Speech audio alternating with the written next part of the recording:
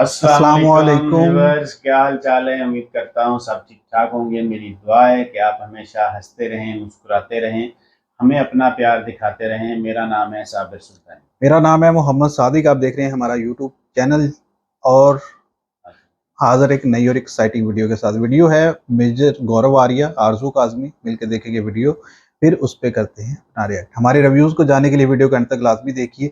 अगर आप हमारे चैनल पर नए हैं, चैनल को लाइक कर दीजिए, सब्सक्राइब कर दीजिए, बेल आइकन प्रेस करना मत भूलिए। बढ़ते हैं वीडियो की जानिब। किया। Thank you Arjun ji, thank you. Thank you. और सबसे पहले हम आपसे समझना चाहेंगे श्रीलंका की सिचुएशन। और बहुत लोग ये भी कह रहे हैं, भारत से भी और पाकिस्तान से भी, बल्कि शाह महमूद कुरैशी साहब का भी आपने यकीनन क्लिप देखा होगा, उन्होंने भी यही बात की है कि पाकिस्तान की भी वही हालत हो सकती है जो श्रीलंका की। लेकिन बहुत लोगों का ये कहना है कि पाकिस्तान के पास सी पैक है, पाकिस्तान के पास एटम बॉम्ब है, तो ऐसा कुछ नहीं हो सकता। आप किस तरह से देखते हैं इस सारी सिचुएशन को? आरजू जी, ऐसा है कि ये पाकिस्तानियों को झूठ बोला गया है। सिर्फ शाह महमूद कुरैशी ने नहीं, काफी प्राइम मिनिस्टर्स ने झूठ बोला है। ये कैसा लॉजिक है? आप खुद सोचिए, आप खुद सोचिए, आप भी पाकिस्तानी हैं। अ, आप खुद सोचिए कैसा लॉजिक है आरजू जी, जिसमें आप ये कहते हैं कि हमारा कुछ नहीं हो सकता क्योंकि हमारे पास एटम बम है। यानी कि आप क्या आईएमएफ को एटम बम मार देंगे? आप अमेरिका पे एटम बम छोड़ देंगे, इंडिया पे छोड़ देंगे, इजराइल पे छोड़ देंगे? क्या एटम बम से क्या करना है? एटम बम ही वजह है जिसकी वजह से one of the various factors, one of the 4-5 factors जिसकी वजह से बेड़ा गर्क हो रखा है। देखिए, ऐसा है, मैं आपको बताता हूं।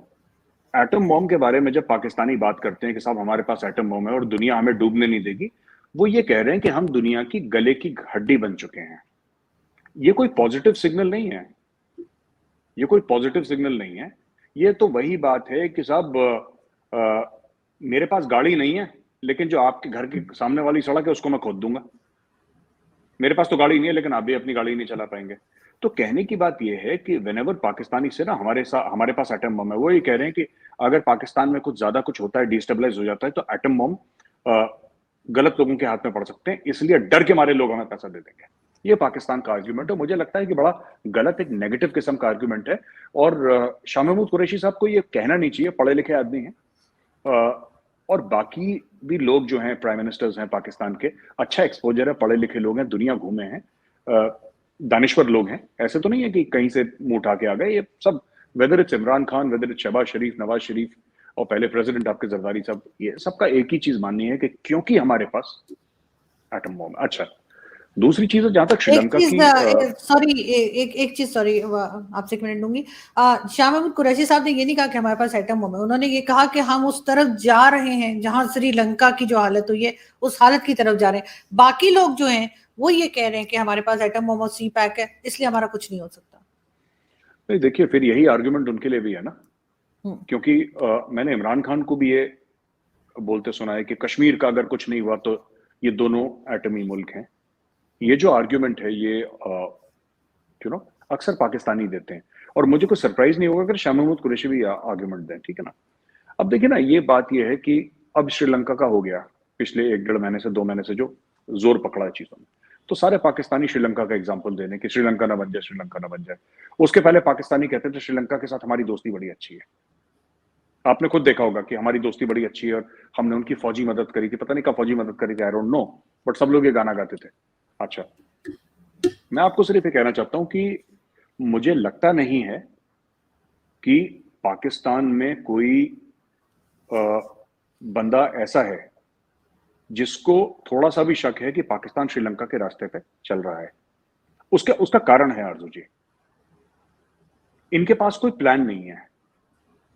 सब बड़ी बड़ी बातें, हम रिलीफ देंगे। वो आई थिंक मरियम औरंगजेब या कोई लेडी ऐसी थी जो बोल रही थी, मुझे नहीं पता, उन्होंने मीडिया में अभी एक वो दी कि अभी बहुत बड़ा रिलीफ आने वाला है पब्लिक को। ये सब ऐसी रिलीफ विलीफ, ये हल्की फुल्की बातें करते हैं लोग। Nobody talks about a greater economic plan कि भाई पाकिस्तान सरवाइव कैसे करेगा, पाकिस्तान फलेगा फूलेगा कैसे, पाकिस्तान के और चीजें कैसे होंगी। ये नोबडी टॉक्स अबाउट इट। ऐसे तो कोई बात करता नहीं है, मैंने तो किसी को सुना नहीं आरजू जी ऐसी बातें करते हुए।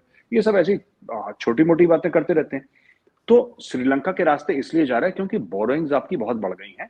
आपका 82 या 83% of your GDP you have already borrowed, उतना आप बोरो कर चुके हैं। श्रीलंका का 120% के आसपास था, 115-120%। आप भी उसी रास्ते पर अग्रसर हैं, क्योंकि किसी ने ये नहीं बोला आरजू जी अभी तक कि यार देखो यहाँ पे हमें बोरिंग रोकनी है और ये हमें ये 4 चीजें करनी है और इसका ये प्लान है, ये बंदा ये प्लान करेगा, इस तारीख को हम रिव्यू करेंगे। कुछ नहीं। इमरान खान का टोटल मकसद है मैं सरकार गिरा दूं, मैं बन जाऊं। शहबाज शरीफ का टोटल मकसद है मैं इमरान खान को फेल कर दूं, मैं बना रहा हूं। तो ये चीजें देखिए, जब ऐसा होता है ना, सब लोग, सबसे बड़ी मैं आपको बता रहा हूं आपके मुल्क में क्या है कलेश की जड़, जो कश्मीर से भी बड़ा प्रॉब्लम है आपके मुल्क के लिए, न्यूक्लियर वेपन से भी बड़ा प्रॉब्लम है आपके मुल्क के लिए, इकोनॉमिक पॉलिटिकल इंस्टेबिलिटी से भी बहुत बड़ा प्रॉब्लम है।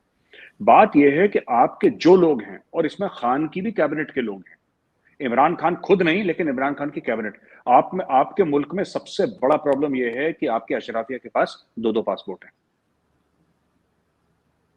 बात यह होती है कि जब आप लड़ने जाए ना, और अगर आपको यह पता है कि मैं भाग जाऊंगा पीछे, तो आप जान लगा के लड़ेंगे नहीं।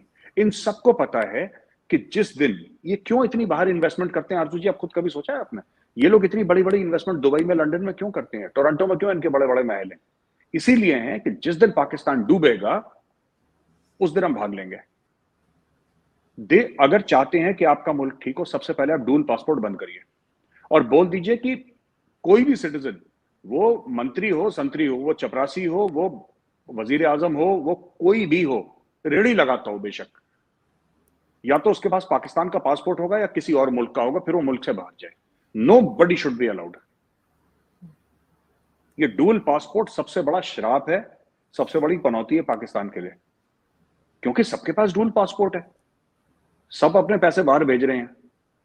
पाकिस्तानी लॉ बनाना चाहिए कि भाई आप अपना पैसा ऐसे बाहर नहीं बेच सकते। You should make a few laws कि जो भी पॉलिटिक्स में आए, किसी को नहीं पता किसके पास डुअल पासपोर्ट है, किसके बच्चे को किस सेंस में किसी ने बाहर भेज रखा। बच्चों को तो of course you can not control, पर कोई बाहर जा रहा है, लेकिन ये सब लोग, इनका एक पैर पाकिस्तान में, एक पैर बाहर है, तो प्रॉब्लम तो होगी आपकी।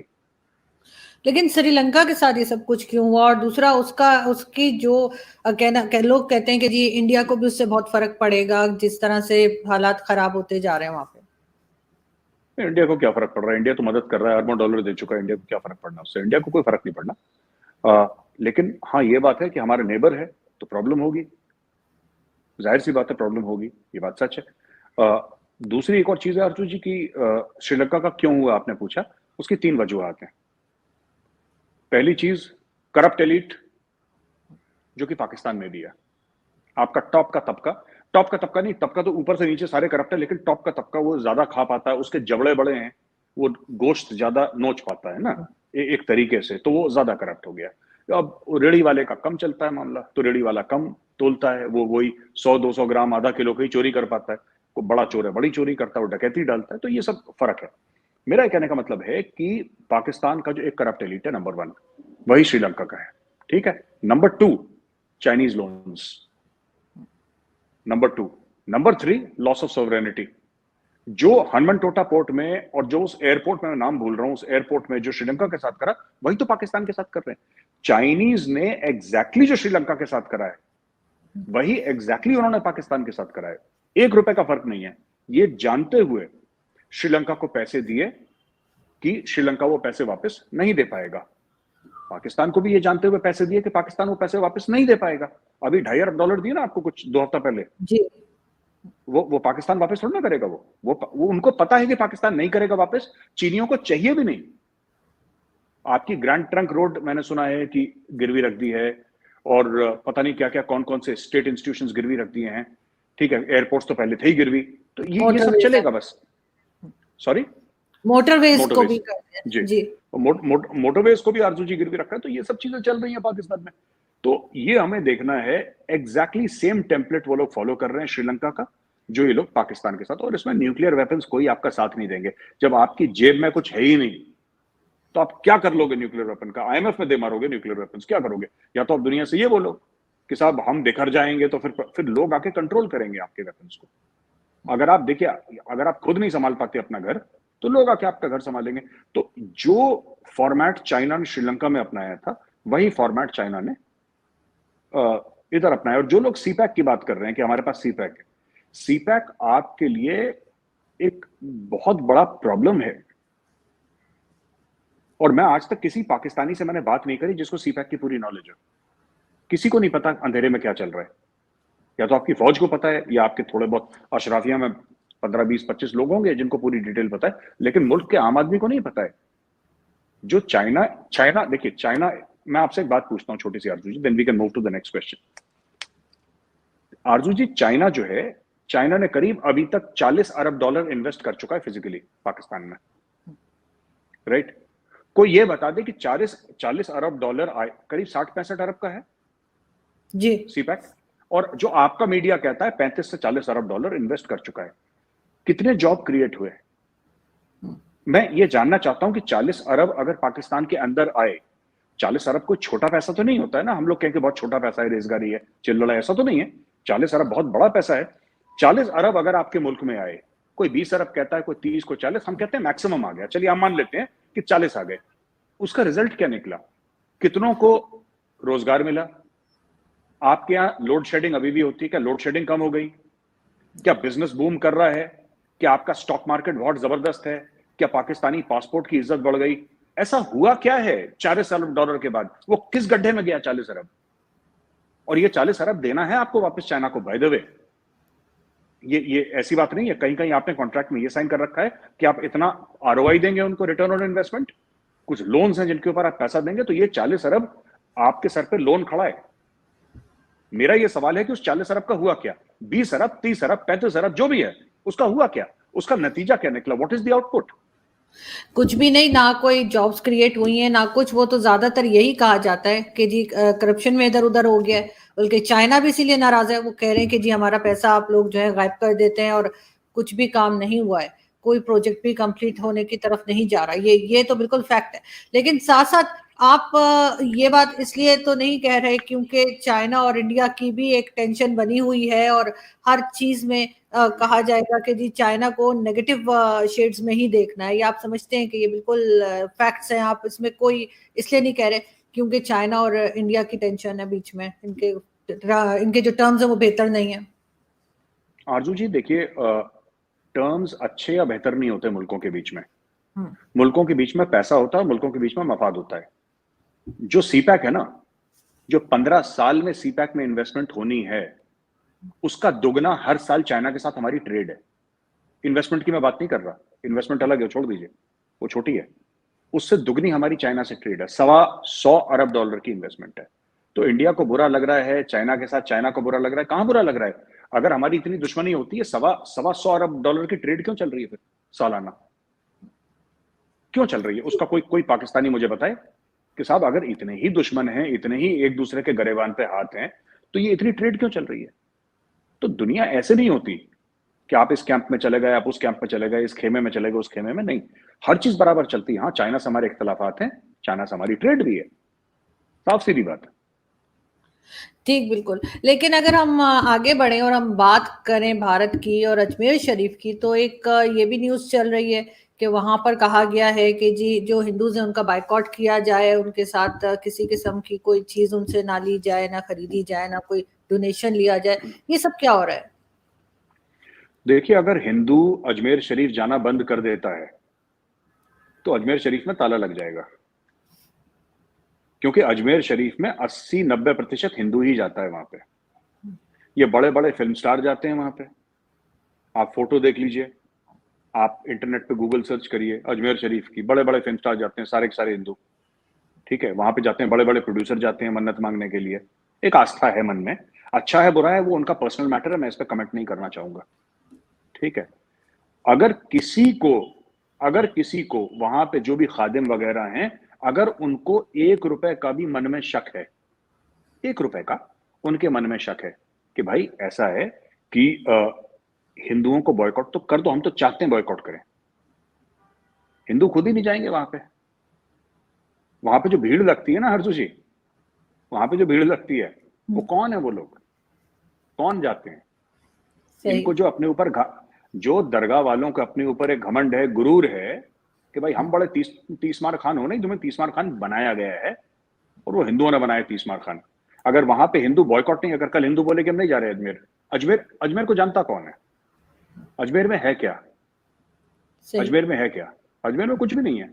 एक बहुत शानदार स्कूल जरूर है वहां पे, Mayo college. It's a wonderful educational institution. बड़े बड़े लोग वहां से निकले हैं, मेरे कई दोस्त भी हैं मेयो कॉलेज से। पर अगर आप मेयो को निकाल दें और दरगाह शरीफ को निकाल दें, वहां पे कुछ है नहीं। वहां पे there is nothing in Ajmer. तो मैं तो चाहता हूँ बॉयकॉट करें। ये क्या बॉयकॉट करें? मैं तो चाहता हूँ हिंदूज बॉयकॉट करें। कि आपको क्यों जाना है यार? आपको क्या क्या मिल रहा है वहां पे अजमेर शरीफ में जाने के लिए? वैसे भी इस्लाम में तो मानते नहीं, कब्रों पे चादर चढ़ाना और ये सब तो इस्लाम में हराम माना जाता है। तो अगर मैं झूठ बोल रहा हूं तो बताइए। सही। जो हजरत मोहम्मद साहब की कब्र थी सऊदी अरेबिया में, वो तो शिफ्ट कर दी सऊदीज ने। वहां पे पता नहीं कोई मॉल बनाया, पार्किंग लॉट बना दिया, कुछ बताया, मैंने पढ़ा था कहीं पे।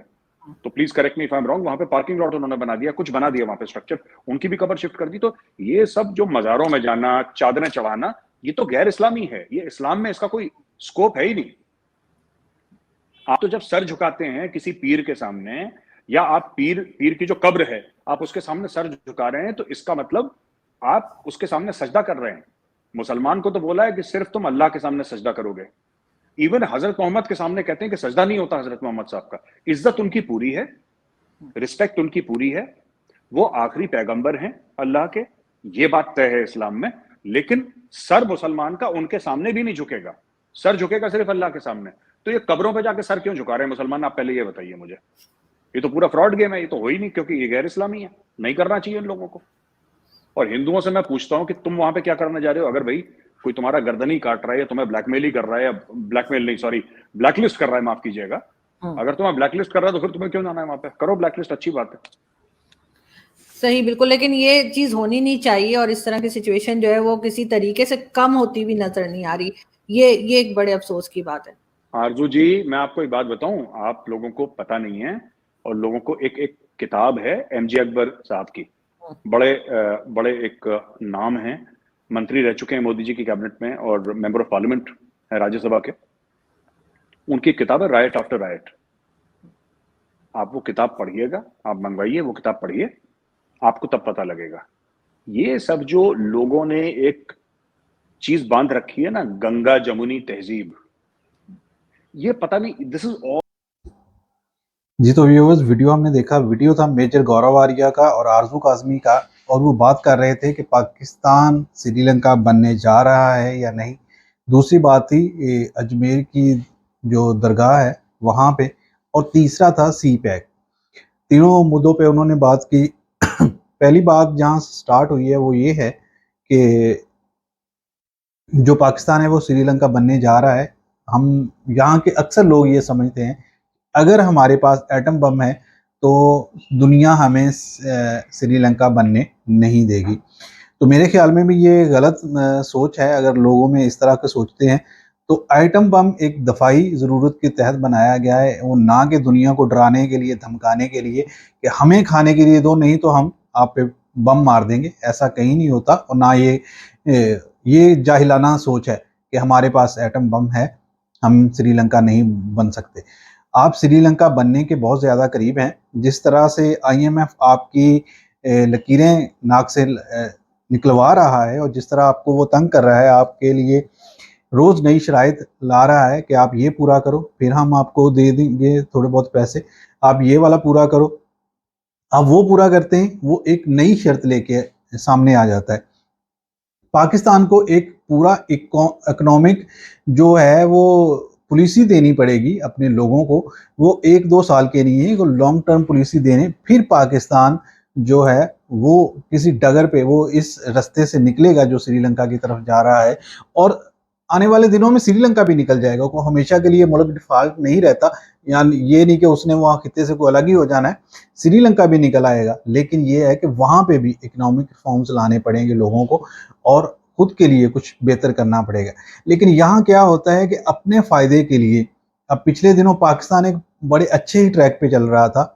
यहाँ जीडीपी ग्रोथ अच्छी हो रही थी, चीज़ें बेहतर हो रही थी, महंगाई थी लेकिन चीज़ें कुछ बेहतर थी। जिस तरह से हुकूमत चेंज की गई, और जो लोग कारोबार कर रहे थे जितने, और आते साथ ही यहाँ पे एक बिजली नहीं आ रही, यहाँ पे क्या गैस नहीं आ रही, यानी कि पाकिस्तान के पास कुछ भी नहीं रह गया। यकदम इस तरह से दिखाया गया, लेकिन ये हकीकत नहीं थी कि पाकिस्तान के पास कुछ नहीं है। पाकिस्तान के पास बहुत कुछ है, पोटेंशियल भी बहुत है, चीज़ें भी बहुत हैं, हर चीज़ सही रास्ते पे है नहीं तो ये जो पॉलिटिकल जो क्राइसिस है पाकिस्तान में, ये पाकिस्तान की बुनियादों को हिला रहा है। अगर पाकिस्तान को एक अच्छे ट्रैक पे चलाया जाए जिस तरह पीछे चल रहा था और लग रहा था कि पाकिस्तान कुछ ना कुछ कर पाएगा, लेकिन फिर उस वहाँ से रास्ते से उसको हटा दिया गया।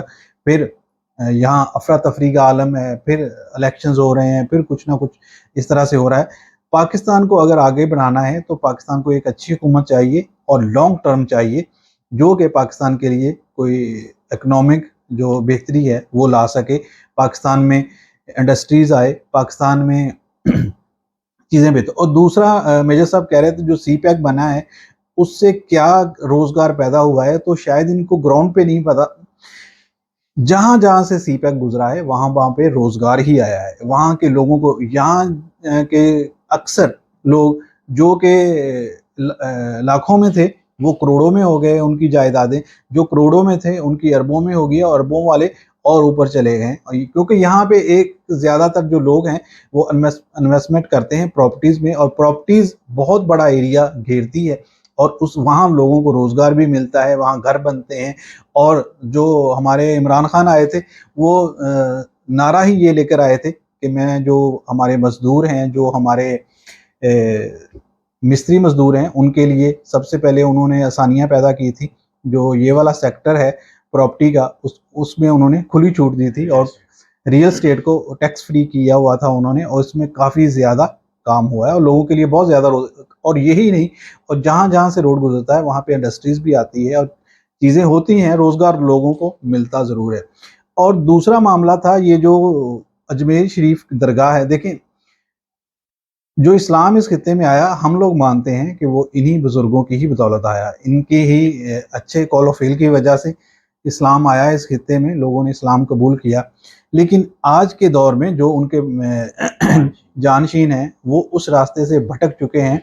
वो उनको लालच है सिर्फ जो हमारे बॉक्स रखे हुए हैं पैसों के लिए, सिर्फ लोग उसमें ही नजराने डालते रहें, उसको भरते रहें, हमारी अयाशियाँ चलती रहें, हम इस्लाम के नाम पे उसको खाते रहें। लेकिन उसकी जो तालीमात हैं, जिसकी वजह से ये लोग मशहूर हुए, जिसकी वजह से अजमेर शरीफ की दरगाह हमारे लिए भी बहुत ज़्यादा इज़्ज़त का दर्जा रखती है, और लोग वहाँ से अब भटक रहे हैं। अगर वाकया ही उनका जो उदयपुर वाले इंसिडेंट से एक जुड़ा हुआ है, लिंक जुड़ते हैं, तो फिर वहाँ लोगों को नहीं जाना चाहिए, और लोगों को वो बॉक्सेस में नजराने नहीं डालने चाहिए जिन पे ही उनकी अयाशियाँ, जिन पे ही उन पे के कारोबार, जिन पे ही उनका सारो दारोमदार है।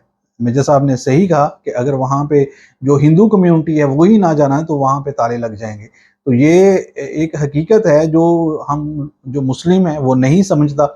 हम सिर्फ इस बात को ले लेते हैं जी वो उसकी बुराई कर दी गई, लेकिन ये बुराई हम खुद अपने ही अमाल से लोगों को दिखाते हैं कि ये वाली हमें बुराइयां हैं। हालांकि इनको चाहिए था कि उस मामले को सख्ती से कंडेम करते और उसकी मजम्मत करते, और उसके लिए भी जुलूस निकालते जिस तरह से आपने पहले निकाले थे। बिल्कुल जी, मेजर साहब ने सारी बातें बहुत ज़बरदस्त की हैं। सबसे बढ़कर तो उन्होंने ये भी बताया है कि पाकिस्तान के हालात जो श्रीलंका की तरफ जा रहे हैं, श्रीलंका के हालात किस वजह से हुए थे, वो उनका एक ख़ानदान था, करप्ट ख़ानदान था, जिनकी वजह से श्रीलंका जो है आज इस हाल में। और पाकिस्तान भी आज जो है ना, इस वक्त जो हमारी जो PDM है, आज यहाँ पर जो मौजूद है, पाकिस्तान के जो मौजूदा हालात हैं, अगर जो हुकूमत चल रही है, अगर इसको और अगली हुकूमत भी दे दी गई तो फिर उस हुकूमत के टर्नओवर पूरा होने से पहले ही पाकिस्तान भी श्रीलंका बन जाएगा। और जो हमारे पास एटम बम है वो भी कुछ नहीं कर पाएगा, क्योंकि एटम बम को भी रखने के लिए हमें पैसा चाहिए, हमें मुआशी तौर पे मजबूत होना चाहिए, उसके बाद हम दिफाई तौर पे मजबूत होंगे, तो फिर दिफा जो है ना काम आता है। अगर हमारे पास मुआशियत ही नहीं है, बाहर से हमें कोई क्यों आगे कोई हमारे साथ लड़ेगा। जब हम आपस में खाना जंगी हो जाएगी, भूख से मर रहे होंगे, एक दूसरे का कत्ल कर रहे होंगे, तो फिर बाहर से कोई हमें कोई आगे क्या कह रहा है। एटम बम तो होता है दूसरों के लिए, खुद से लड़ने के लिए तो एटम बम नहीं होता। तो इसलिए सबसे पहले जो है ना मुआशी तौर पर जो है ना इंसान को या मुल्क को या एक घराने को मजबूत होना चाहिए, फिर वो दूसरों के साथ जो है ना वो अपने दिफा के लिए वो खर्च करता है, अपने ज़रूरत ज़िंदगी के लिए खर्च करता है। लेकिन वो सबसे अच्छी बात जो है ना मेजर साहब ने कही ये जो दो पासपोर्ट लिए फिरते हैं, इनका सबसे पहले तो ये वाले पासपोर्ट जो हैं ये मनसूख होने चाहिए।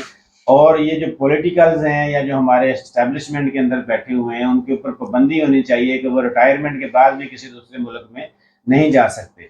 हमारा क्या होता है कि हम यहाँ पे हुकूमत कर रहे हैं, आज भी आप देख लें बदकिस्मती से जो आज हमारा वज़ीर आज़म है, जो हमारा वज़ीर आला है पंजाब का, वो वज़ीर आज़म साहब के जो आधे बच्चे हैं और समधी जो उनके जो दामाद हैं वो इश्तिहारी हैं और वो दूसरे मुल्क में रह रहे हैं। इससे बड़ी क्या, यही लोग हैं हमारे जो बर्बादी के जो जिम्मेदार, यही लोग हैं। और इंशाल्लाह आने वाले वक्त में ये अब जो है ना इनका एहतसाब होने जा रहा है और ये बिल्कुल इनका एहतसाब होगा। या तो इनका एहतसाब होगा या फिर अवाम का एहतसाब होगा। या तो हालात श्रीलंका की तरफ जाएंगे या फिर जैसे आज श्रीलंका के हुक्मरानों का हो रहा है, इसी तरह अगर इनका एहतसाब हो गया तो फिर पाकिस्तान कभी भी अपने पाँव पे डगमगाएगा नहीं, पाँव पे खड़ा हो जाएगा। क्योंकि जब करप्ट लोगों को सजा नहीं दी जाती, आम लोगों को सजा दी जाती है, तो फिर मुल्क के हालात जो है ना खराब हो जाते हैं। सबसे पहले बिल्कुल पाबंदी होनी चाहिए। कोई भी ब्यूरोक्रेट है, ब्यूरोक्रेसी है या हमारी इस्टेब्लिशमेंट है या हमारे चीफ साहिबान है, किसी भी महकमे का चीफ है, वो रिटायरमेंट के बाद मुल्क से बाहर होना ही नहीं चाहिए। उसकी सारी जायदाद, उसका लिंक सारे पाकिस्तान में होने चाहिए।